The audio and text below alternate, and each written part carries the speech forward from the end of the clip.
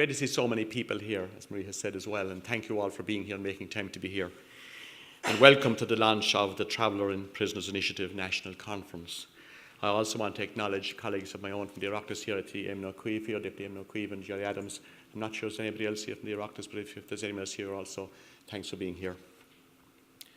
I was delighted to receive and accept an invitation to launch this initiative, and I've had a deep interest in this area over the course of a number of years now, and I'm very aware of the challenges facing the traveller community today and becoming more aware of them every day. I chaired the Joint Oireachtas Committee, as has been said, on Justice, Defence and Equality when in March 2014 that produced a report on the recognition of traveller ethnicity. Much later in my role as Minister of State in the Department of Justice and Equality, I had the pleasure of seeing this issue through to a conclusion.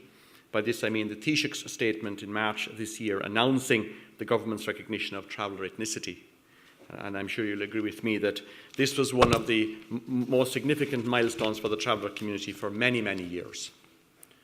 The recognition of traveller ethnicity is an important stepping stone and a marker in Ireland in having a more inclusive society. But on its own, it is not enough to bring about the change needed to help us to deal with the challenges facing the traveller community. We need sustainable and achievable policies to address these challenges. So I'm delighted to be here today to discuss this initiative, as it is focused on real policies and initiatives that will bring about positive and better outcomes for the traveller community. The National Traveller and Roma Strategy, which was launched back in June, addresses issues focused on the needs of the traveller community and, I hope, will result in a real improvement in the overall quality of life for travellers. My department has identified feuding as a pivotal issue that will be put centre stage in the implementation of this inclusion strategy.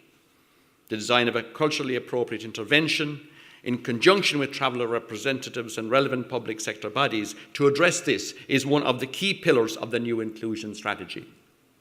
To this end, a new subcommittee of the inclusion strategy steering group has been formed with the focus of mediation to bring feuding in the traveller community to an end definitively. This subcommittee is made up of volunteers from traveller representative groups as well as officials from relevant state agencies. The first meeting of this subcommittee took place on Monday of last week, and the discussion was mostly exploratory at this stage. I am hopeful that the work of this subcommittee will ultimately make a positive contribution to the future direction of conflict resolution and mediation services in the traveller community. The Travellers in Prison initiative developed as a response to the particular needs and circumstances of travellers within the 13 prisons in the Republic of Ireland. These were highlighted in the Irish Penal Reform Trust's 2014 publication entitled Travellers in the Irish Prison System, a Qualitative Study.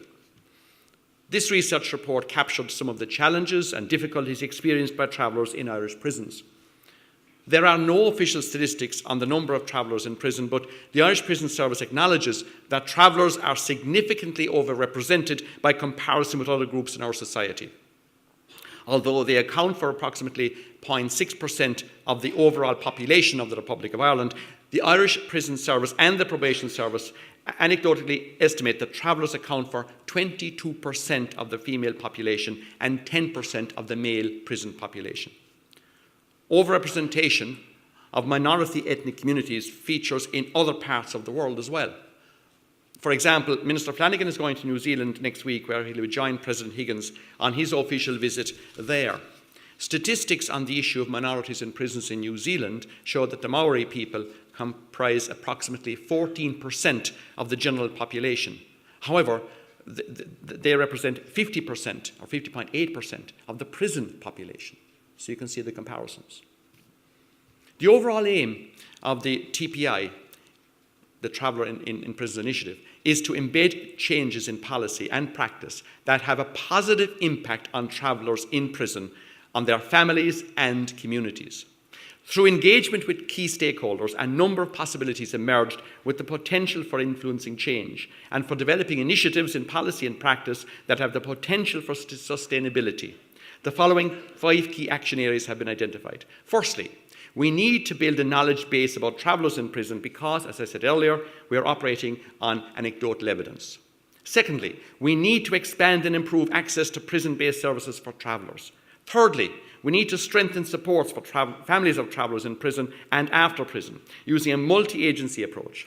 Fourthly, we need to mainstream a peer support model to reinforce self-advocacy and create a supportive environment for travellers to self-identify in prison.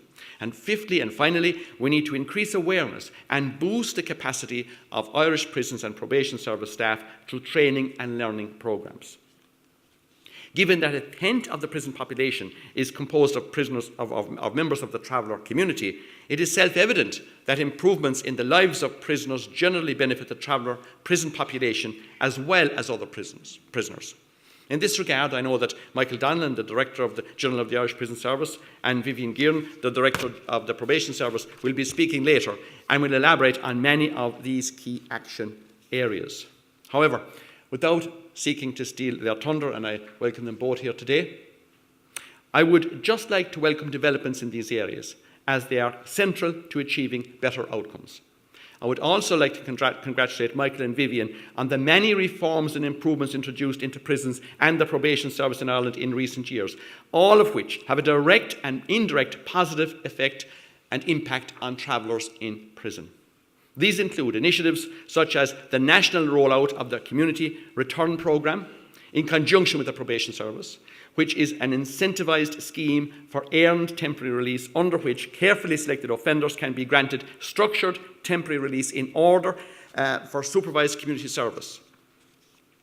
In addition to this programme, community support schemes have been set up for shorter sentences in Cork Prison, Mountjoy Campus, West Dublin Campus, Midlands and Limerick prisons, the aim of which is to reduce recidivism rates by arranging for additional support structures and provide a more structured form of temporary release. Could I also, just as I'm speaking, pay a personal tribute to both Michael and Vivian for the work they're doing and the personal connection and interest they have in it. Well done, gentlemen. You're doing extremely well. Thank you, Michael and Vivian. And your teams as well in the prison service and the probation service that work with you under your leadership, all of them. Keep it up. Thank you. In relation to the conditions of detention in prisons, huge improvements have been made to prison conditions in recent years. The practice of stopping out has practically been eliminated. With the construction of a new prison in Cork that opened on the 12th of February 2016 and the complete refurbishment of all the wings in Mountjoy Prison, this has resulted in the elimination of the practice of stopping out in both of these prisons. At present, over 98% of prisoners across the prison estate have access to in-cell sanitation. The practice of slopping out will be completely eliminated through the implementation of the Irish Prison Services Capital Strategy 2016 to 2021, which outlines plans for the complete replacement of the remaining outdated accommodation for males in Limerick and Portlaoise Prison. The development of a step-down unit for female offenders, which has been progressed, and the planned modernisation and expansion of the female facilities in Limerick Prison, which includes a transition unit, will greatly improve the conditions within the prison system and options for the successful reintegration of females into the community. In recent years, my department, the Irish Prison Service and the Probation Service, with the support of other agencies and stakeholders, have introduced several strategies targeted specifically at stemming the growth of and reducing the prison population. The commencement of the fines, as the Payment and Recovery Act 2014 in 2016, should result in a large reduction in the number of committals to prisons on short sentences. Alternatives to custody, such as the Criminal Justice Community Service Amendment Act 2011, were introduced, which requires a sentencing judge to consider the imposition of community service where a custodial sentence of 12 months or less is being considered. The initiatives aimed at reducing the prison population provide the Irish Prison Service with the opportunity to focus more on rehabilitation and support services, which they are doing. The Irish Prison Service and the Probation Service provide a wide range of rehabilitative programmes that include education, vocational training, healthcare, psychiatric, psychological, counselling, welfare and spiritual services. And I know that Michael and Vivian will elaborate more on these services and how to access them. The Irish Prison Service is also committed in its strategy statement to ensuring that prisoners are detained in accordance with the law, including international human rights law, and that prisoners are treated with dignity and respect. It is initiatives like this which strengthen support for families of travellers in prison and after prison, using a multi-agency approach which gives meaning to the concept of being treated with dignity and respect. Giving individuals in prison support, access to services, opportunities for education, health and welfare are the real things which can have a profound impact not only on prisoners, but also on their families, friends, their communities, and society as a whole. We all benefit. While imprisonment can be problematic in breaking the support ties and links of family, friends, employment, and accommodation, it can also be an opportunity for a person who may have been marginalised by society, missed out on education, or who got caught up in a spiral of addiction and criminal activity to address the causes of their offending behaviour. In order to maintain and support family links, the Irish Prison Service and Probation Service are working on promoting and sustaining strong partnerships with civil society in general who are dealing with the same complex issues. The presence of many of the groups here today is evidence of that. The active involvement of civil society in our prisons is essential to help the prison service achieve their strategic objectives. Groups such as yourselves, everyone here, you play a key role in supporting prisoners and ex-prisoners to reintegrate back into society in a positive way. And with the Irish Prison Service engaging actively with you, this brings a broad range of expertise, knowledge, resources and experience that may otherwise not be available to them. So I want to thank you, all of you, for your personal interest in these matters. I will finish by thanking the Traveller men involved in the process and in the delivery of this programme. 3 facilitators involved in delivering the programme are members of the Traveller community. The involvement of travellers in the programme was important as it provided an opportunity and a space to focus on traveller identity and how conflict impacts on individual travellers and on the community as a whole. It also enabled participants to gain an insight into the potential of peer mediation through the experience of other traveller mediators. We know that mediation works and is increasingly used as a tool for dispute resolution. I see mediation as an invaluable tool in addressing conflict within the traveller community and helping to break through the barriers that have been built up over years of fear, discrimination and hostility, keeping the traveller community on the fringes of Irish society. Traveller mediators are best placed to address this divide as their first-hand understanding of the culture of their community and an understanding of the potential impacts mediation can have in shaping the future provides a unique opportunity to bring about real change.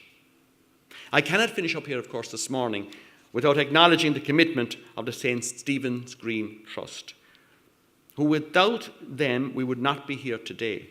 On behalf of the government, on behalf of the Department of Defence and Equality, I want to thank you for highlighting the needs of traveller prisoners. I think I know that families and making this initiative happen. I was delighted to hear that this third-year programme has been such a success that the Irish Prison Service and the Probation Service have plans to mainstream these services. So St. Stephen's Green Trust, thank you very much indeed.